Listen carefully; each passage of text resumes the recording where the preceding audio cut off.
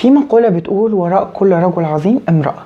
المقولة دي لو عممناها بشكل عام المفروض ان هي عايزة تقول ان مفيش حد بينجح غير وراه حد بيساعده، وده بينطبق بقى على سميرة موسى. كلنا عارفين سميرة موسى عالمة الذرة اللي بتلقب بماري كوري العرب، كلنا عارفين كل ده، واول عالمة ذرة مصرية والكلام ده. بس حد يعرف ابوها عمل ايه علشان تكون كده؟ ابوها ده اكتر واحد ساندها في مسيرتها التعليمية، ساب بلده وساب قريته وكل حاجة علشان بس يجي القاهرة علشان تتعلم. بس هنشوف في الحلقة دي بقى اذا كان القرار اللي خده ده صح ولا كان غلط. وكمان حابب بس اسمع رأيكم، انتوا لو مكانه كنتوا هتعملوا ايه؟ كنتوا هتسيبوا بلدكم علشان بنتكم محتاجة ان هي تتعلم وتسافر بره، ولا مش هتعملوا اي حاجة؟ اكتبوا لي في التعليقات. في يوم 3 مارس سنة 1917 اتولدت بنت اسمها سميرة في قرية اسمها سينبو. وسينبو ده في بعض الأقوال بيقولوا إن هي بالمصرية القديمة معناها الساحة الكبرى، وسينبو دي كانت تابعة لمركز زفتة في الغربية. أبوها واحد اسمه موسى علي أبو سويلم، راجل مثقف ميسور الحال.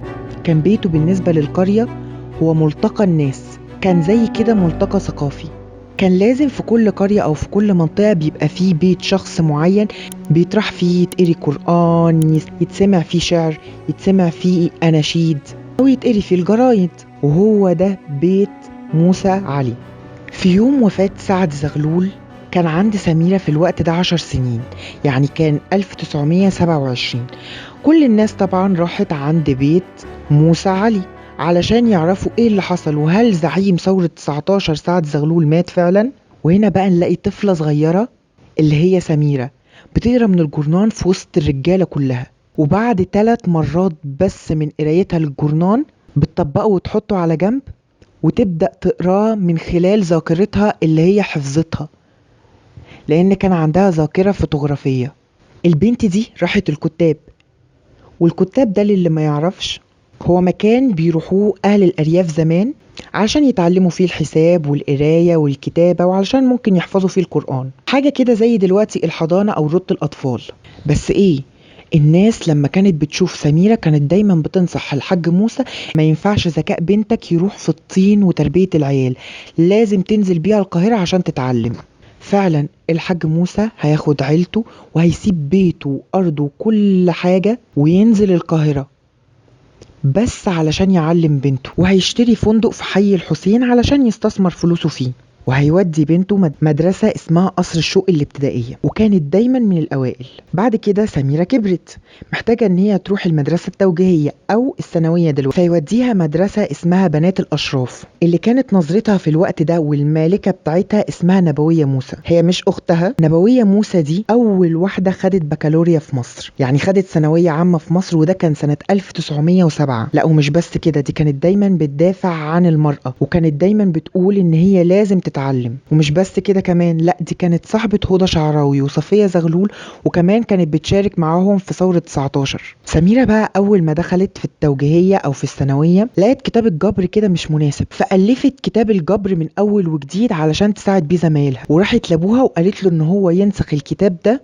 300 نسخة عشان توزعه على زمايلها، وفعلا ينسخوا الأب 300 نسخة وتتوزع على زمايلها، وكل ده في سنة 1933. وكانت دايما من الأوائل، وساعات بتكون الأولى، وده كان دايما حاجة غريبة في الوقت ده إن بنت تكون هي الأولى على الولاد، ومش كده وبس، إن بنت أساسا تكون من الأوائل. وده طبعا كان شيء مميز لمدرسة نبوية موسى، لأن المدرسة اللي بيطلع منها الأوائل بتاخد مساعدة من الدولة علشان تستمر في عطائها للطلاب مرة تانية. هنا بقى سميرة موسى شافت ان هي عايزة تمشي من المدرسة دي لان ما كانش فيها معمل.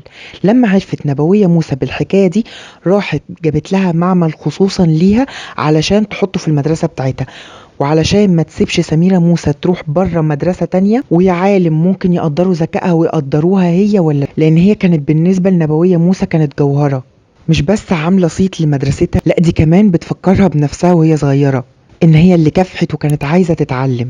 فعشان كده كانت نبوية موسى كانت بتحب جدا سميرة. وفي سنة 1935 كانت سميرة موسى في آخر سنة في التوجيهية أو في الثانوية، وبقت الأولى على القطر المصري كله. وده طبعا كان شيء ملفت في الوقت ده، إن بنت تكون الأولى على الوزارة وعلى كل الولاد. نبوية موسى بقى قعدت تسأل سميرة انت عايزة تخشي كلية ايه؟ وفي الوقت ده كان سميرة مجموعها يقدر ان هو يدخلها هندسة، بس سميرة قالت انا عايزة اخش كلية علوم. ومشيت نبوية ورا كلام سميرة، وفي يوم خدتها معاها وراحت على واحد اسمه مصطفى مشرفة. في الوقت ده كان عميد كلية علوم، وكان عالم مصري مشهور جدا، وكان مسمى بأينشتاين العرب لأن كان ليه إسهامات كتيرة جدا في نظرية الكم، وكان عقلية جبارة جدا فيزيائية. المهم نبوية موسى وصت مصطفى مشرفة على سميرة علشان يهتم بيها ويحطها في باله، لأن دي زي ما بنقول فلتة. وفعلا هيبتدي من هنا مصطفى مشرفة ان هو ياخد باله جدا من سميرة، وسميرة هتعتبره الأب الروحي بتاعها. من أول سنة شاركت سميرة موسى في مظاهرات الطلبة. المظاهرات دي كانت نوفمبر 1935، كانت ضد تصريحات صامويل هور.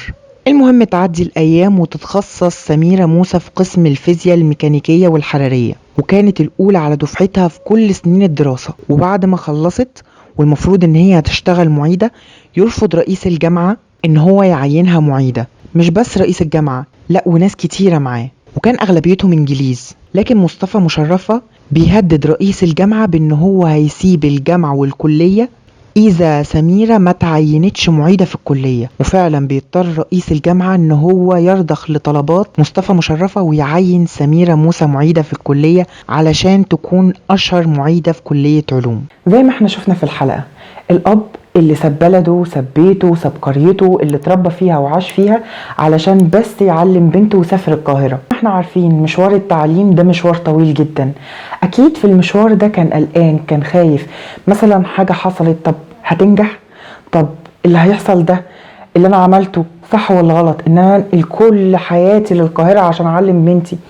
في قلق عام، هو عمل كده القرار ده صح ولا القرار ده غلط؟ بس في الاخر خالص يشوف عميد الكلية وهو بيتخانق مع رئيس الجامعة علشان سميرة موسى اللي هي بنته تتعين في الكلية معيدة. كل ده بعد الخوف والقلق والرعب وعدم ضمان الحاجات اللي احنا مخططين لها، وفجأة يحصل اللي حصل ده. اكيد كان حاسس بالفرحة، كان حاسس بالفخر في بنته، وحاسس كل الاحاسيس الجميلة. استنوني في الحلقة اللي جاية والجزء اللي جاي بتاع سميرة موسى. مع السلامة.